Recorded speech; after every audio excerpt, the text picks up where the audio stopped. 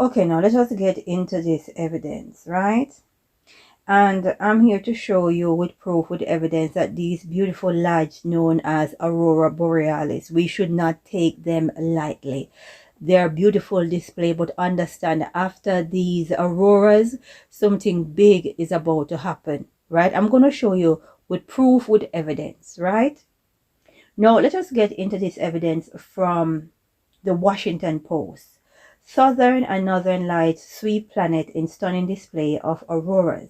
A severe solar storm triggered the outburst of auroras. Even California, Arizona, Arkansas, and Virginia reported sightings. Sky watchers in Europe, Asia, and North America were treated Sunday night to perhaps one of the most widespread displays of northern lights since the autumn solar storm of 2003. Equally impressive shows of auroras australis or southern lights were spotted in Australia, Tasmania, and New Zealand. Okay? Now, let us get into this piece of evidence coming from the New York Times. Now, pay attention to this. In 1872, an article in the New York Times described a sky glowing so intensely that many persons supposed a great fire was raging back of Brooklyn. That was in 1872. Now, this aurora was happening in 1872. What was happening in history in 1872? It was the year America elected Ulysses S. Grant, one of America's greatest president. Now, he was a war general. He led the Union armies to victory over the Confederacy in the American Civil War, and was elected as the 18th president. Now, this man was something else, and it says that he protected free slaves with laws and when necessary with force. When the KKK terrorized the South, Grant ordered and empowered the Department of Justice and U.S. Army to destroy it, which they did. This man single-handedly created laws and ran the KKK out of the South.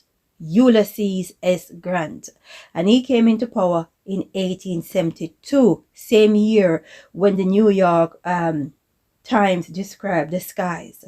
Now, another incident in 1941, hundreds of onlookers gathered on the boardwalk of Rockaway Beach, New York, to view the phenomenon, right? And in 1929, many readers of the Times called the paper to report the dazzling sight. Now, what happened in history in 1941? In 1941, we have the attack from the Japanese. They bomb Pearl Harbor, right? And this is after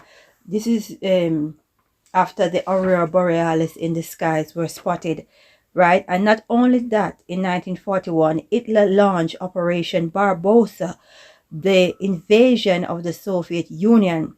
It was the beginning of a campaign that would ultimately decide the Second World War. Now, another time when onlookers saw these auroras is in 1929.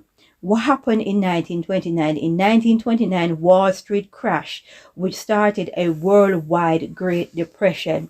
So we are seeing these auroras quite frequently now. Understand that something big is about to happen, right? We have history to show us.